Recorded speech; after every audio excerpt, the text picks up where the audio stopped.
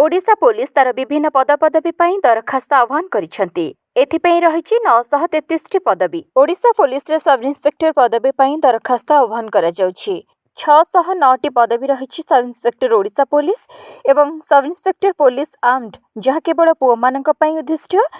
एथिପାଇଁ रहिछि 253ଟି post. 47ଟି post रहिछि fire service रे स्टेशन ऑफिसर बाएसओ एवं 24टी पोस्ट रहिछि असिस्टेंट जेलर। तेणु एथिପାଇଁ इच्छुक थिबा प्रार्थी माने ओडिशा पुलिस वेबसाइट को जाई ऑनलाइन माध्यम रे आवेदन करि परिबे। बयस सीमा 21 वर्ष रु 25 वर्ष मध्य होइथिबा आवश्यक। एससी एसटी एससीबीसी किंबा कोनोसी वर्गर जदि महिला होइथांती तेबे आपण मानक पई 5 वर्ष बयस सीमा वर्धित करा जायछि। 21 वर्ष रु 30 वर्ष मध्य जदि आपणकर बयस रहिछि तेबे आपण माने ही पदवी पई आवेदन करि परिबे। एही पदवी पई इच्छुक प्रार्थी मानकर शिक्षागत योग्यता स्नातक होइतिबा आवश्यक। आवेदन करिबार शेष तारीख 10 फेब्रुआरी 2025 रखा जायछि। अधिक विवरणी पई ओडिशा पुलिस वेबसाइट www.odishapolice.gov.in को लॉगिन करी ए विषय रे अधिक तथ्य जानि परिबे।